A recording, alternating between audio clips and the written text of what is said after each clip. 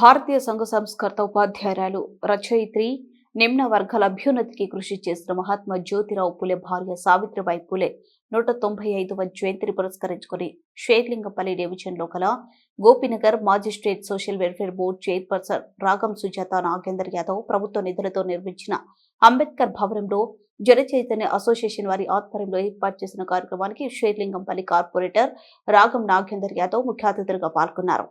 ఈ కార్యక్రమంలో కాసిం సార్, ప్రధాన కార్యదర్శి రవీందర్ గౌడ్, రచయిత్రి, కేంద్ర సాహిత్య అకాడమీ యువ పురస్కార గ్రహీత ఎండ్లూరి మానస, రచయిత, కేంద్ర సాహిత్య అకాడమీ యువ పురస్కార గ్రహీత ఎండ్లూరి మానస, రచయిత్రి, కేంద్ర సాహిత్య అకాడమీ యువ పురస్కార గ్రహీత మెర్సీ మార్గరెట్, పద్మరావు, గఫూర్, జనచైతన్య అసోసియేషన్ ప్రెసిడెంట్ రమేష్, ముసలయ్య, ప్రవీణ్, సత్యనారాయణ తదితరులు పాల్గొన్నారు.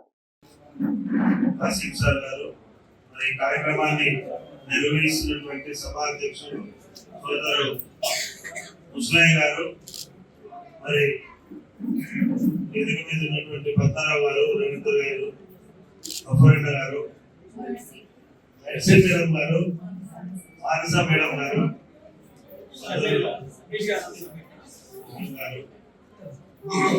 ఇక్కడికి విచ్చేసినటువంటి సోదరి సోదరులందరూ కూడా ముఖ్యంగా మిమ్మల్ని అందరూ కూడా ఇక్కడికి ఆహ్వానించి జ్యోతిరావు పూలే సత్యమైనటువంటి సంఘ సంస్కర్త అయినటువంటి సావిత్రిబాయి పూలే గారి జయంతిని పురస్కరించుకొని మిమ్మల్ని కూడా ఇక్కడికి ఆహ్వానించడం జరిగింది.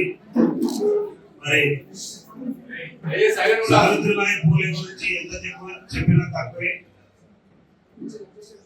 ఆ రోజుల్లో మరి సావిత్రిబాయి పూలే గారు సంఘ సంస్కర్తగా బయటకు వచ్చి ప్రతి ఒక్క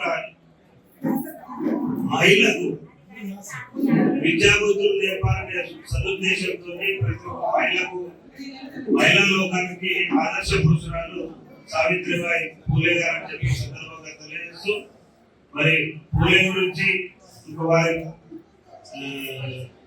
వారు చేసినటువంటి కార్యక్రమాల గురించి పెద్దలు మన కాసిం సార్ గారు చెప్తారు క్లుప్తంగా. నాకేదో ఎమ్మెల్యే గారి ప్రోగ్రామ్ ఉంది, ఇక్కడికి 11 o'clock రెడీ అయి కూర్చున్న రమ్మని చెప్తే వీళ్ళు కొద్దిసేపు ఈ టైంకు రమ్మంటే ఇప్పుడు రావాల్సి వచ్చింది. ఎమ్మెల్యే గారు వచ్చి వెయిట్ చేస్తున్నాడు. దయచేసి ఏం అనుకోకూడదు, మిమ్మల్ని కలుసుకొని వెళ్ళాలనే ఉద్దేశంతో వచ్చిన. ఇంకా అంబేద్కర్ భవన్ గురించి మనలు మాట్లాడతారు. దయచేసి నన్ను కోరుతున్నాను. Thank you.